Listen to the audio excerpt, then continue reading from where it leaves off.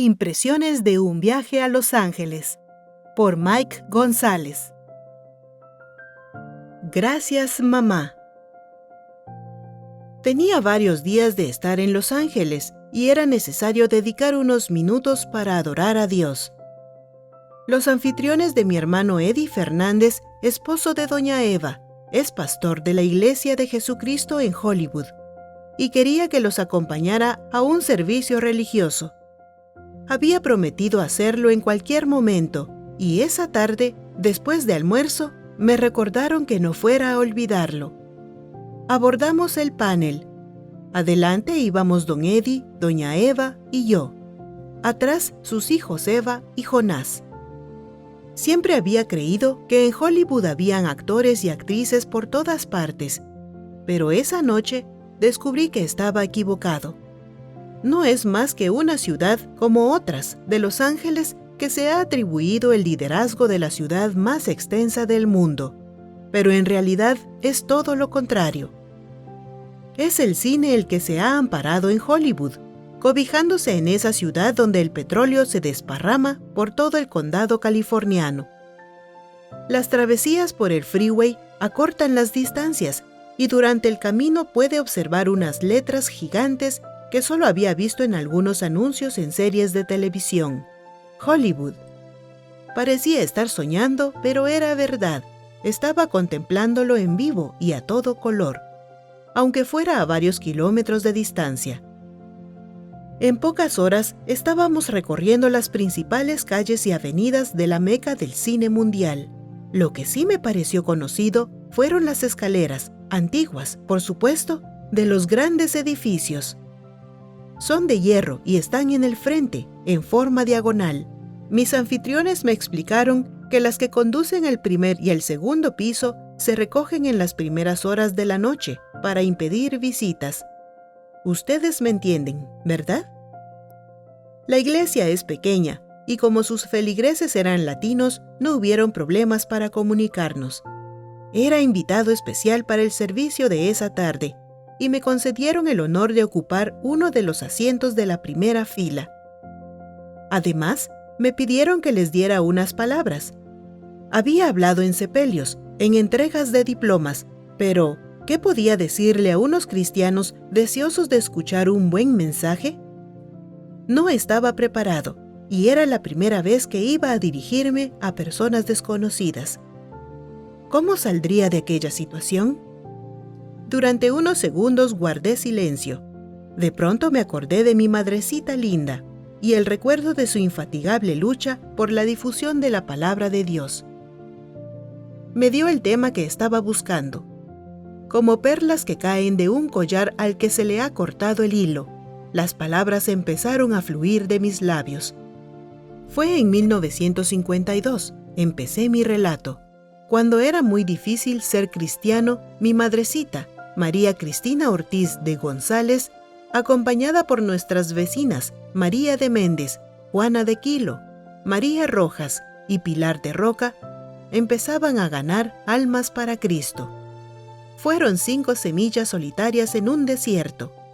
En aquella época era difícil y se necesitaba mucho valor para decir públicamente: «Soy cristiano. No me avergüenzo del Evangelio porque es potencia de Dios». Muchas personas se negaban a recibir los tratados que les ofrecían, literatura cristiana, y las miraban extrañadas, como si fueran seres de otro planeta. Para asistir a los servicios del Domingo de Resurrección, tenían que viajar desde las primeras horas de la mañana para atravesar el barranco que divide la colonia Betania y el centro de la ciudad de Guatemala. No les importaba si había frío o estaba lloviendo recio. Ahora existe el puente Martín Prado Vélez, el incienso, y el recorrido se hace en pocos minutos.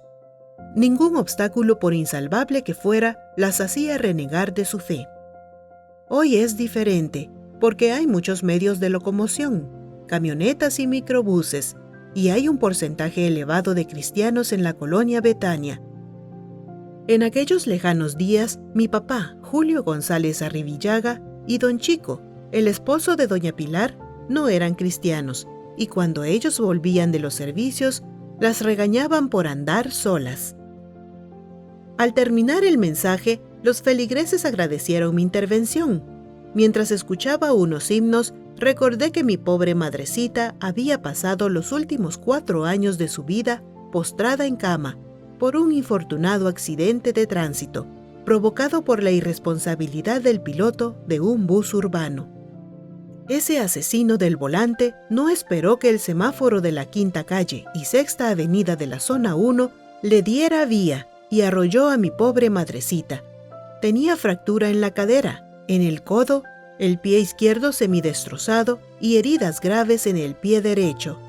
Sufría mucho, pero nunca se quejó.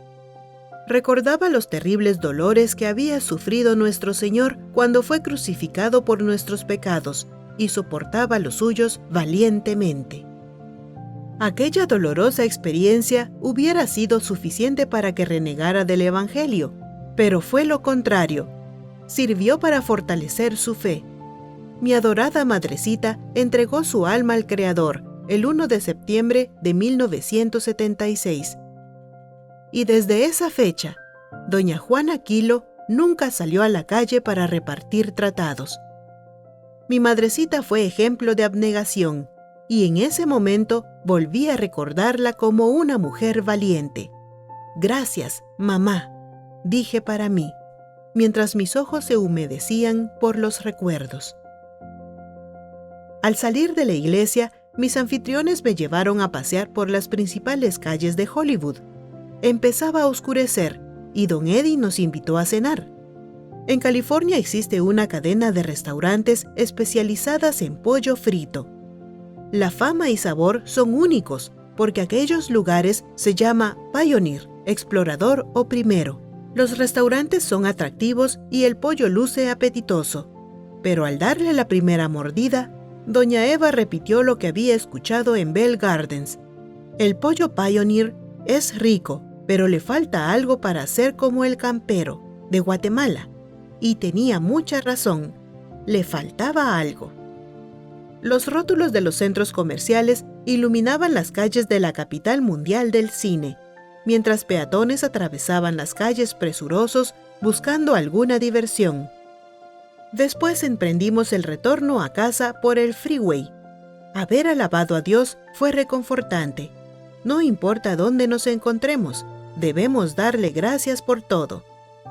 Además, me encontraba a miles de kilómetros de mi casa y deseaba volver sin contratiempos. Mientras retornábamos a Bell Gardens, la imagen de mi madrecita no se apartaba de mi mente. Parecía quererme recordar algo. Las ideas se agolpaban en mi cerebro, pero no lograba coordinarlas.